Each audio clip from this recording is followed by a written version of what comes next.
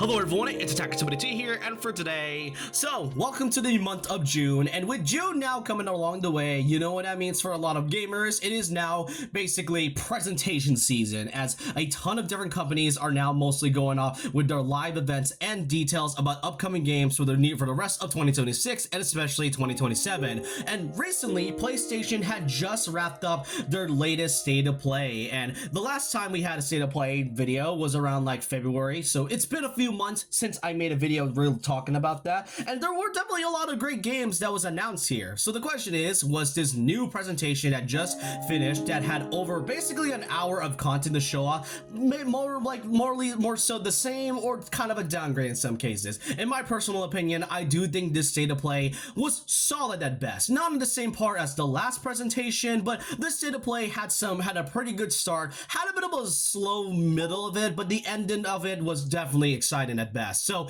in this video, I'm going to be going over all of my personal highlights on all the games that was shown for State of Play, at least some of the ones I feel like are very exciting to me. So these are my personal thoughts and opinions, and as I said from my last video talking about the State of Play, I stated that, well, I don't really want to expect the same feeling or hype like they did with that one, because that whole presentation last time was full of content. This one had at least a good amount of content that I think it's still worked for me talking about, since after all I have been playing a lot of PlayStation 5 lately. So I hope you guys enjoyed this video, and let's start off with the very first thing that they showed off for this presentation, that being the upcoming Wolverine game from Insomniac. And I must say, Wolverine looks really incredible in terms of the gameplay and visuals. Like, this being made by the same team as like Spider-Man's 1 and 2, you can definitely tell that the whole thing around Wolverine is an incredibly different feel from the typical Spider-Man characters. And one thing's for certain is that I love how gory it is. It really fits the motif of the character of Wolverine, and we'll be featuring a new story as well as some familiar characters that will be added here, such as Jean Grey, Mystique, as well as Sabretooth. Sabretooth is like one of my favorite villains from the comics, so it is really great to see that, and it does seem that it will be taking place in a new story. And overall, the Wolverine in general just looks amazing, alright? Like, it will be releasing this year on September of 2026, of course, for the PlayStation 5. Pre-orders are currently now up. We're around like $70, which, yes, I know, $70 for a Wolverine game is definitely a bit much, and as I said, this game looks incredible, and absolutely love the entirety of the premise of it, and especially the gore. Like, that really fits a lot of Wolverine's character, and I liked how it was like the first one to show up. It already gives us a bit of a good start, and then we get to the next couple announcements. Our next big announcement, which I know a lot of fans are talking about the most, and that is the fact that Rayman is officially back, and with a more so new title, to say the least. This being the form of Rayman Legends Retold. As the name implies, yes, this is indeed a remake of the original Rayman Legends game from 2013, and I must say there is definitely a lot to say about this one, or more so just quite a decent bit about it. Now, first off, yes, this is obviously a remake, and funny enough, this game was actually leaked like last night, and people were debating as to whether or not this is either a legitimate leak or the fact that this was fully conjured up by AI. And now that we see about it, yeah, I definitely have a lot of different opinions. On one hand, the game looks incredible. It is really great to finally see Rayman in a new game after so long, especially since Ubisoft has not really been giving him a lot of attention aside from like the ports and remakes we've had in the last couple years. And not to mention, the entire level system has been fully revamped into like 2.5D styles. The characters have now been fully redesigned and also voice acted as well, and I cannot recall the last time Rayman has spoke actual words, to be honest. And not to mention, we even get some brand new cutscenes, and it does seem that this whole take on Legends is definitely going to be a new way of, you know, pretty much reintroducing newer fans to the kid series of Rayman, and also just provided likely a new story for Legends, to be fair. But on the other, I'm kind of mixed on it, because like, while the game looks incredible visually and gameplay wise, I don't know how to feel about this sudden graphic change, especially when the original Rayman Legends game back like a decade ago, to this day is still gorgeous. I love playing Rayman Legends on my Switch. It looked really great. The 2D art style and animation is so incredible. And I will admit it does had some flaws, and it does kind of make you kind of wonder as to why specifically a remake to Rayman Legends. I mean, obviously it is one of the most well-beloved 2D platformers of all time, but why specifically remake this? But from the way the trailer goes, it does seem that there is a lot more to go over when it comes to Retold. The game will be releasing this year in October, and it is also confirmed to be not just on PlayStation 5, but also releasing on the Nintendo Switch 2 and other consoles. It will be a keycard though, as confirmed from this tweet, but alongside Rayman Legends Retold, there will also be a bonus edition, which includes an enhanced version of Rayman Origins. So you're basically paying for 2 games at once, and not to mention this is around $40, which is surprisingly cheap for a modern game. But yeah, it is really refreshing to finally see Rayman after all these years. Is it a remake? Yes, it is. And do I prefer to see a new Rayman game that isn't just a Legends remake? Yeah, but you know what? Rayman's back, and we've been definitely getting a lot of these character mascot platformers within like the last few months in terms of like revivals. So I'm pretty curious to see how this game would go. I may plan on getting it this year if I ever have a chance, but yeah, Rayman is now officially back. Now, the next few topics I will mostly go over quickly because, as I said, you know, the presentation definitely had a great start. In the middle of it, there was some pretty slow topics and also some games that I personally wasn't interested in, but there was still some cool trailers that I do want to cover and talk about. The first thing I want to go over is the upcoming Tomb Raider game, Legacy of Atlantis. It was one of the 2 games that was announced during the 2025 Game Awards and is going to be Lara Croft's next adventure right here. And apparently this game was supposed to release this year in 2026, but if you saw the presentation, yes, it is going to be slightly delayed until next year by February of 2027 alongside the other Tomb Raider game, Tomb Raider Catalyst. So yeah, did have a bit of a slight delay, but we at least got ourselves a brand new trailer and even a new announcement that this game would also be coming to the Nintendo Switch 2 system. So that comes off the bit of me as a bit of a major surprise. I mean, recently Tomb Raider Definitive Edition was added like last year, like late of last year, and I did bought it for my Switch 2 and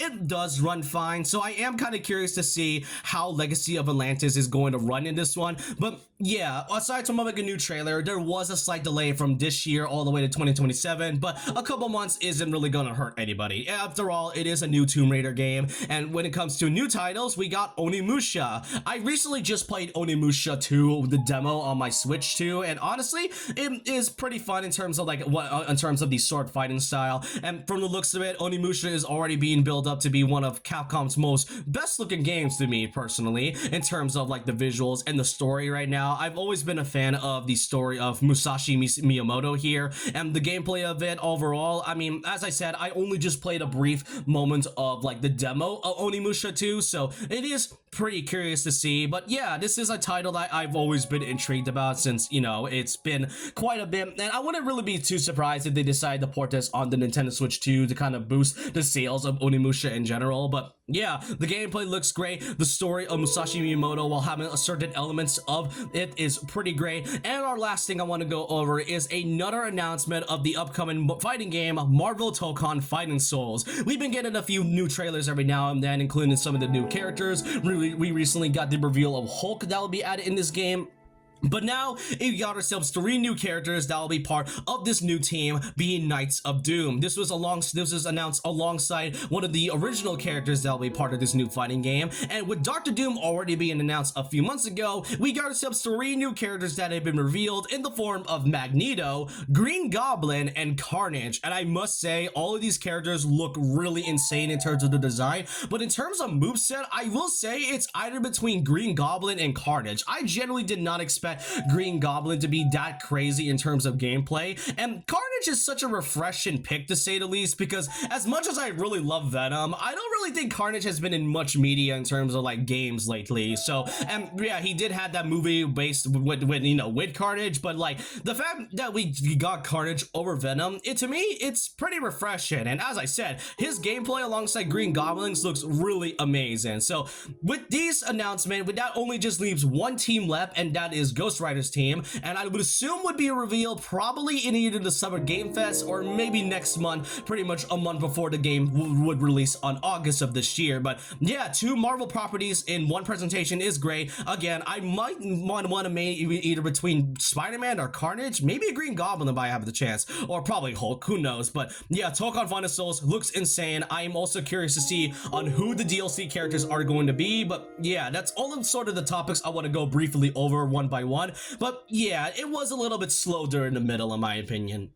And then we get to our final two announcements, and one of these announcements had personally shocked me, and one of the final announcements shown was a sequel to Until Dawn. And Until Dawn is such a pretty surprising game to ever get a sequel. I mean, there was definitely potential, especially when the developers have had similar games that mostly have the gameplay of your choices having major consequences. And Until Dawn was mostly special because of not just the story, but actually the gameplay of choice alone. So to see a sequel to Until Dawn after so long feels really shocking, and I wasn't really able to tell if that was either a sequel to Until Dawn or anything that is related to that game until they decided to like show the horror factor within like the second half of it. But if I wasn't sure if that was Until Dawn, then they decided to title drop it, and yeah, that's actually what shocked me the most. I mean, really, Until Dawn definitely had a lot of potential when it comes to getting a sequel to the original. I mean, aside from that, like that one movie that came out last year, which personally sucked to me,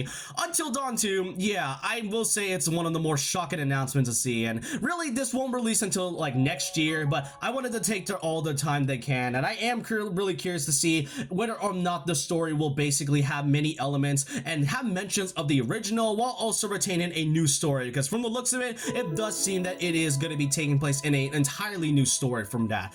And then for the final announcement, which really lasted for like the entirety of the presentation, which is around like 20 minutes, and that is a brand new God of War game, more so a spin-off game based on the character LaFey, or simply put, Faye, who is the late wife of Kratos. So a spin-off to one of the more important characters to Kratos is definitely interested, and when it comes to it, the gameplay does look great. Now, I personally don't think it needed 20 whole minutes of it to cover the entire ending of the state of play, since I mean, I'm pretty sure that's the only reason why this whole thing was like over an hour long. But honestly, the gameplay looks really great. I mean, the last presentation we had the announcement of a God of War trilogy remake, so to see a new story that actually takes place after the death of an important character in God of War is pretty intriguing. Not to mention, I mean, the entire world itself and the character designs look really incredible. I'm not sure whether it's supposed to be based on like a certain mythology. Some have pointed out that is like based on Chinese mythology, while some have pointed out it's actually a mixture of all mythologies at once. And of course, aside from Faye being here, you even got two specific characters, one of which is a sentient sword, and this talking cube thing who's named Frank and is voiced by Jack Quaid, you know, Huey from The Boys of all things. So that's kind of a shock to say the least, and I did not expect to like a character who is a literal cube. But yeah, a God of War spinoff. I honestly thought it was either like the third entry to the whole Norse era of God of War, but honestly, seeing a spin-off title that is based on Faye is definitely intriguing. And the gameplay looks really great, obviously. The graphics look amazing, and especially the character designs, and I'm really intrigued to see on how this story will go and whether or not this will have some connections to some of like the past God of War games for all we know. But with that, that's all I really want to say and cover for this latest state of play. Now, in terms of my final ranking, as I've said a few times, it definitely does start off pretty good. Some of the announcements, I will say, had me excited, especially with some that tries to have like a unique art style. Wolverine is definitely a game that I would really want to get. See, when Marvel took on Fighting Souls and such, and you know, and not to mention a return of Rayman, one of the most well-beloved platformers of all time, is really great. But in the middle of it, there really was some games that I personally just wasn't interested in. I mean, Control Resonance was there, which is not too bad, I guess. Silent Hill, I personally have never played Silent Hill before, so I don't have much to say about it. And as I said, there really were some games I just wasn't interested in. But then the final two announcements, yeah, that did get me a lot of attention because of the sequel to Until Dawn and, of course, a spin-off to God of War. So for the overall presentation, I will be giving this at around a 6.8 out of 10. It is still a solid presentation, some pretty good announcements, some that I feel are a bit meh for me, and I will say that I am pretty excited to, talk about what else PlayStation has in store for the future. But still with that, I want to know all your thoughts and opinions down below on how you feel about this state of play. Do you think this was a pretty good one? Do you think it was a downgrade from the last presentation? Do you think this was an upgrade? And which of these game announcements are you really excited to talk about or even like buy for yourself in the future? Let me know all your thoughts and opinions down below. And so with that, leave a like, comment, subscribe, hit the notification bell for more videos, follow my Twitter and Instagram, and I'll see you guys next time. And remember this, once a legend, always a legend.